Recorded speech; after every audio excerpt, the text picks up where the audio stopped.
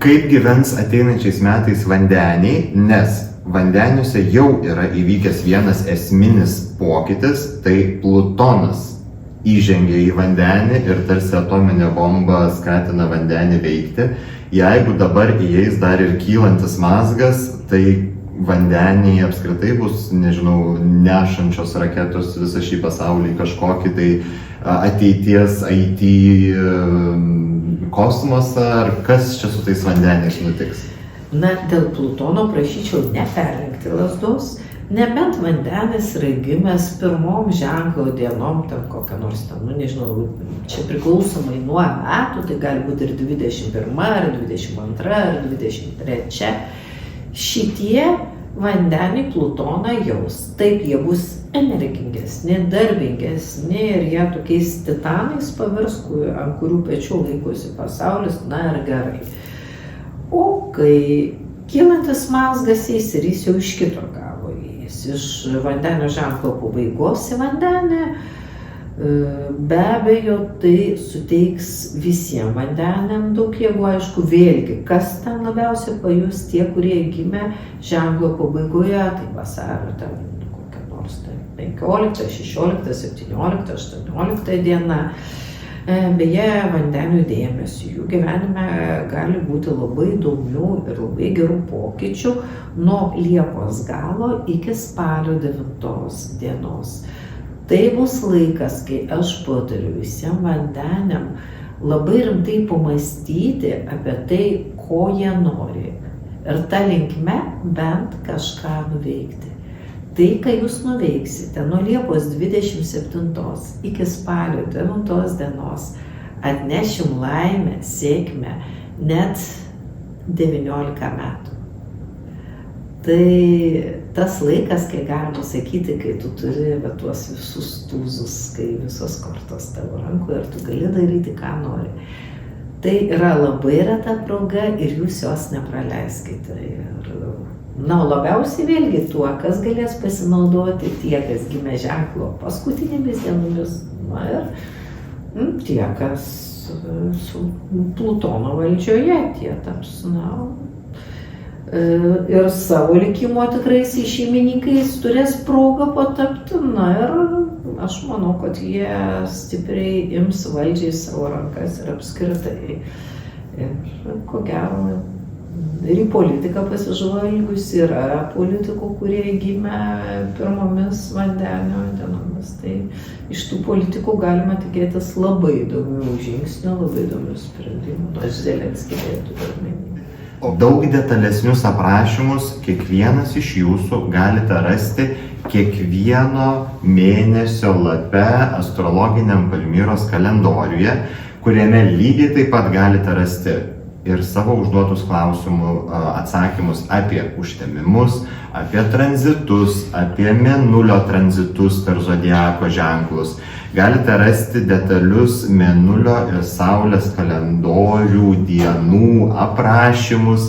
Galite rasti ir runų ženklus, kurie galėtų būti talismanai ir amuletai kiekvienai dienai.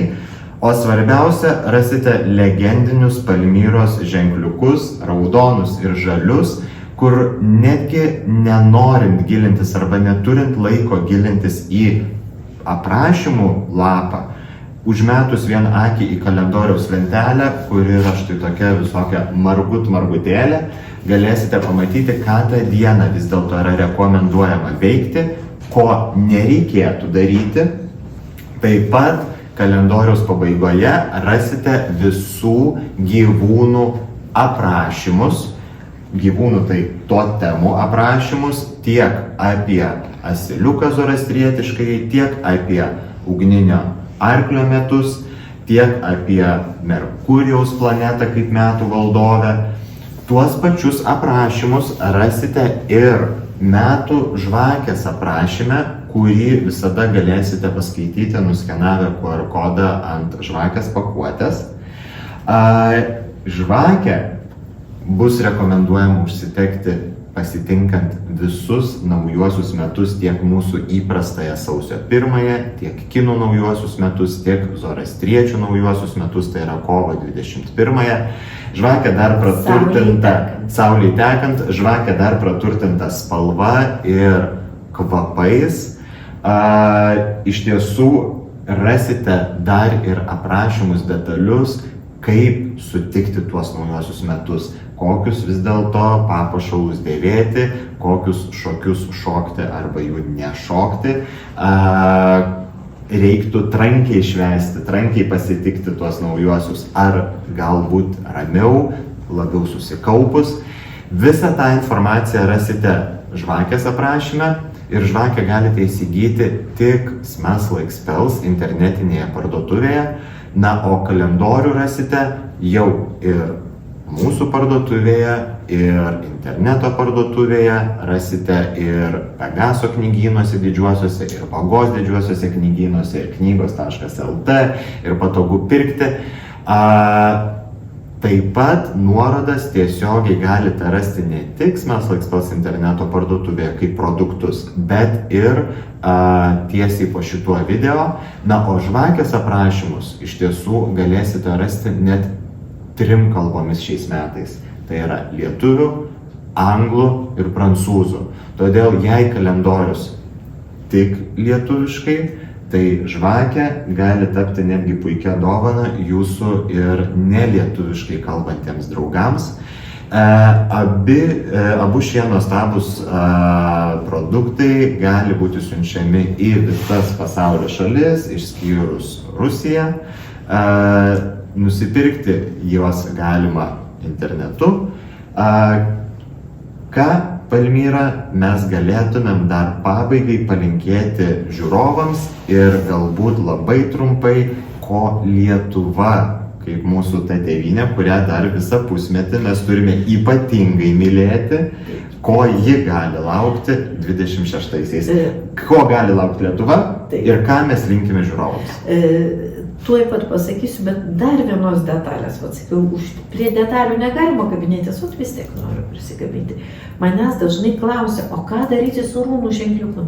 Niekaip tu nepaaiškinai, 2 žodžius pasakyk. Ką daryti su rūnų ženkliuku? Kaip jais naudoti? Žmonės pasižiūri ir nežino, kaip tai. Visų pirma, pažvelgus į kalendorių, pasižiūrėti, koks tai yra rūnų ženklas, tą dieną, tada atsiversti kalendoriaus pabaigą, ar ne, ten, kur yra saulės parų aprašymai, mėnulio parų aprašymai ir rūnų ženklų aprašymai, juos galima tiesiog persipiešti detaliai ant lapelio popieriaus, galbūt ant akmenuko, galbūt ant odos gabalėlio, nes rūnos vis dėlto mėgsta tas natūralias medžiagas, ir galbūt tą dieną tiesiog įsidėti į kišenę, galbūt, nežinau, į rankinę ir vis galbūt netgi rytinės meditacijos metu vis vizualizuoti, vis pamėginti tą rūnų ženklą įsivaizduoti ir tokiu būdu jis galės tapti jūsų talismanu ir amuletu. Tai vėlgi ženklas, kuris suderintas, jeigu Palmyra savo mažuosius ženkliukus derina pagal daugybę astrologinių aspektų, tai rūnų ženklas kaip tokia vyšnaitė ant torto jau priderinta prie visų ženkliukų, aspektų, planetų tranzitų ir planetų judėjimų. Taip, iš tikrųjų norėčiau atkreipti dėmesį, kad tie ženkliukai tai yra į vieną vietą apjungta yra didžiulis kiekis astrologinės informacijos. Tai ne tik mėnulio diena, ne tik Saulės diena, tai yra planetų tranzitai, tai yra tam tikri laipsniai, geri, blogi. Yra toks didelis kiekis informacijos ir jūs nenustebkite. Štai, tarkim, ko būna, aš gaunu tokius klausimus, tarkim, pagal mėnulio kalendorių, tarkim, 14 mėnulio diena, o pas mane nėra paženklinta, kad tą dieną galima pradėti naujus darbus. Kodėl? Neatitikimas. Tam yra priežasčių, reiškia kažkoks blogas tranzitas, kažkur kažkas yra negerai. Ir nenustebkite, netgi jeigu bus kartais labai bloga diena, jūs žinote, pagal mėnulio kalendorių, ten beveik nieko blogo nepažymėta. Reiškia, tai dienai yra tam tikra planetų padėtis be galo palanki, kuri bent jau iš dalies sugeba tą didįjį tos dienos blogį kompensuoti. Tuo vat ir yra retas kalendorius, kad čia yra susumuota visas informacija, kad žmogui nereikėtų sukti galvos ir jis dažnai pasimeta, nes dabar daug žino ir mėnulio kalendorių, ir saulės, ir informacija pjaunasi, ir netitinka. Ir ką tada daryti? Tai va šitas sunkus juodas darbas, kai reikia suderinti kartais visiškai priešingas informacijas ir rasti tą bendrą sprendimą, ir yra atliktas kuriant šitą kalendorių ir atspindėta ženkliukų pavidalu. Žali gerai kaip šviesoforas, raudonį įspėjimas, kad atsargiai. O ko, Palmyra, vis dėlto palinkėtumėt 26-aisiais? Ko reikėtų mums laukti, siekti, apie ką svajoti ir kur save vis dėlto geriausia padėti? Kadangi tai bus vis dėlto Merkurijaus metai, kas yra Merkurijus? Mąstymas. Pirma, apgalvojam, apmastome, aišku, įskaitant kylantį mazgą žuvyse, kaip mes įsiklausome į intuiciją. Ir po to veikiame. Ir čia kalendoriuje buvo parašytas, man labai patinka senovės Avestos knygoje, šventų zoroastrietiškų knygų rinkinys Avesta, tas pagrindinis kelias – dora mintis, doras žodis, doras darbas. Toks galbūt ir būtų palinkėjimas. To linkime jums, kviečiame pasidalinti šituo video įrašu, nes jis liks iš tikrųjų Smells Like Spells paskyroje. Galbūt jis bus įdomus jūsų draugams. Nepamirškite paspausti patiktuko, nepamirškite pasidalinti šituo įrašu.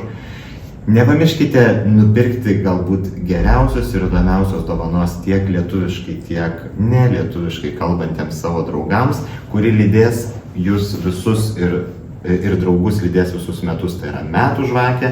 Nepamirškite įsigyti Palmyros astrologinio kalendoriaus. Tariame jums sudie ir linkime gražiausių, sėkmingiausių ir žaliausių ateinančių metų.